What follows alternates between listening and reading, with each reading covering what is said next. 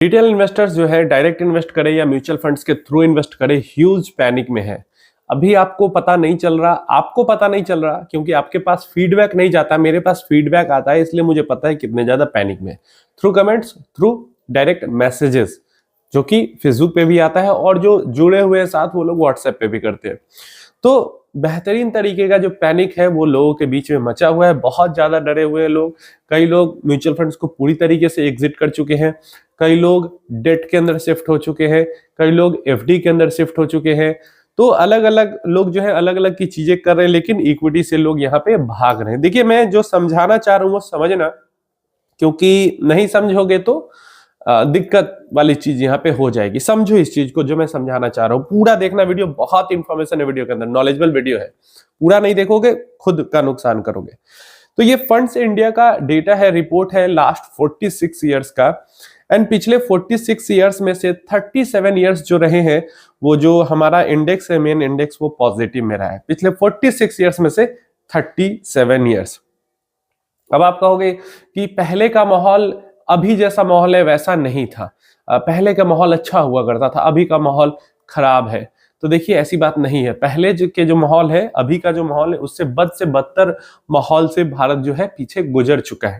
समझ रहे हो? मतलब फाइनेंशियल रिस्ट्रक्चरिंग जो हुई थी उसके बाद से लेके आज तक में कई दफा, उससे पहले का तो छोड़ ही दे, बीच में कई दफा बहुत बुरे हालात से बाद जो भारत है वो गुजर चुका है। तो अभी आप है इसलिए आपको लग रहा है कि पहले तो कुछ हुआ ही नहीं है, पहले बहुत बुरी बुरी चीजें हो चुकी है। तो इसलिए ये यहाँ पे नहीं करना है कमेंट कि पहले के हालात कुछ और थे, अभी के हालात कुछ और है, पहले रिटर्न बन गया अब आगे नहीं बनेगा। ये सब बिना लॉजिक का चीजें यहाँ पे नहीं करनी है, तो लॉजिक वाली चीजें समझनी है।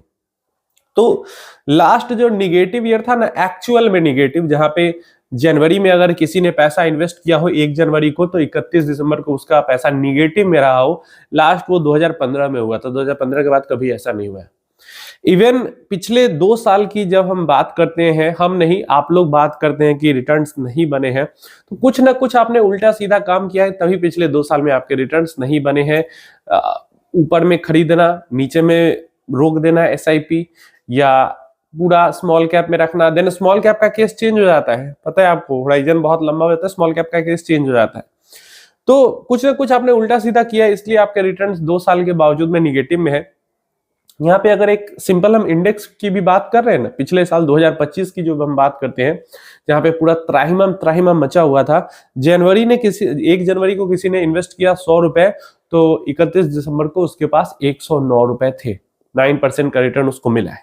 बीच में भले ही 10%, 9-10% तक का गिरावट हुआ है, लेकिन वापस रिकवर भी हुआ है। क्लियर है? तो इंट्रा ईयर डिक्लाइन 9% का था, लेकिन क्लोजिंग पॉजिटिव में मिली है। 2024 सितंबर, अक्टूबर, नवंबर, दिसंबर त्राहिमाम मचा हुआ था, फिर भी जो क्लोजिंग हुई है जनवरी और दिसंबर के बीच में, पूरा कैलेंडर ईयर जो रहा है, वहां पे 9% का रिटर्न था। बीच में इंट्रा ईयर 10% का डिक्लाइन आया है। अभी का माहौल की जो आप बात करते हो ना, 2022 ऐसा साल रहा है जहां पे 2025 से भी कम रिटर्न बना है, और गिरावट 2025 से ज्यादा हुई है। 2025 में 9% का इंटर ईयर डिक्लाइन आया और कैलेंडर ईयर रिटर्न 9% का था पूरा, लेकिन 2022 के अंदर 16% का डिक्लाइन आया था। इंटर ईयर में 16% तक साल के बीच में मार्केट गिरा था, लार्ज कैप मार्केट, एंड 4% का फिर भी क्लोजिंग के टाइम तक गेन मिल गया। क्या था उस टाइम पे? Heavy inflation, Russia Ukraine war and nuclear जो है अटैक्स की बातें हो रही थी उस टाइम पे। तो आपने 2022 को नहीं जिया है स्टॉक मार्केट के थ्रू, स्टॉक मार्केट को देखते हुए।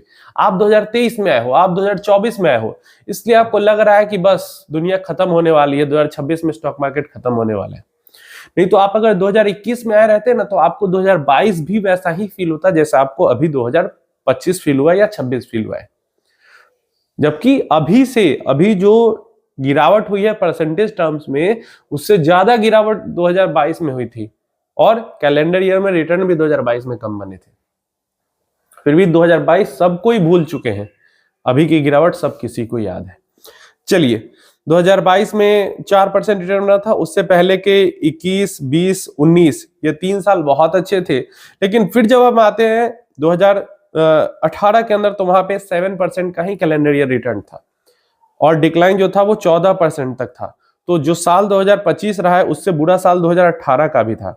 2020 की बात करते हैं, वो भी साल 2025 से ज्यादा बुरा था। वहां पे 38% का इंट्रा ईयर डिक्लाइन आया था, 38% तक गिरा था कोविड के कारण मार्केट, और 16% का रिटर्न क्लोजिंग बेसिस पे बन गया था। समझ रहे हो? तो लास्ट जो निगेटिव ईयर था वो 2015 में था, -5%। इंट्रा ईयर डिक्लाइन 16% का था। उससे पहले 2011 में निगेटिव ईयर था, उससे पहले 2008 में निगेटिव ईयर था, उससे पहले 2001 में निगेटिव ईयर था। बीच में निगेटिव ईयर्स नहीं रहे जहां पे क्लोजिंग निगेटिव में मिली है निफ्टी या सेंसेक्स की। क्लियर है? लास्ट 46 ईयर्स में 37 ईयर्स पॉजिटिव में रहे हैं। फिर भी अगर आप देखोगे तो जो पॉजिटिव ईयर्स भी रहे वहां भी 10-10, 20-20, 30-30% तक का भी इंट्रा ईयर डिक्लाइन हुआ है। तो जैसे पिछले 2 साल की आप लोग बातें करते हो तो दोनों का दोनों साल पॉजिटिव में रहा है। दोनों के दोनों साल में एफडी से ज्यादा रिटर्न जनरेट किए हैं इक्विटी ने। एफडी में आपको 7-8% तक, मैक्स 8% तक भी रिटर्न नहीं बनता, 6-7% तक ही एफडी में रिटर्न बनता है। यहाँ पे 2024 में और 2025 में दोनों सालों में 9% का रिटर्न जनरेट हुआ है।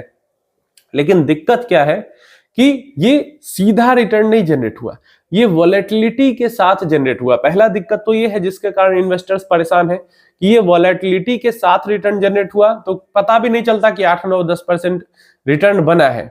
और दूसरा, जब इक्विटी में इन्वेस्ट आप करते हैं तो आपकी एक्सपेक्टेशन बहुत ज्यादा बढ़ जाती है। आपको हर साल चाहिए रिटर्न 2021 के जैसा, 2023 के जैसा, 2020 के जैसा, 2017 के जैसा, आपको हर साल चाहिए ऐसा रिटर्न। लेकिन इक्विटी में ऐसा रिटर्न बनता नहीं है हर साल। आप इक्विटी के अंदर में एंटर करते हो तो आपका एम्बिशन, आपका गोल होना चाहिए कि आप अदर एसेट क्लास को बीट कर सके। लाइक एफडी बीटिंग, आपकी एफडी से ज्यादा आप रिस्क ले रहे हो तो एफडी से ज्यादा आपको रिटर्न चाहिए।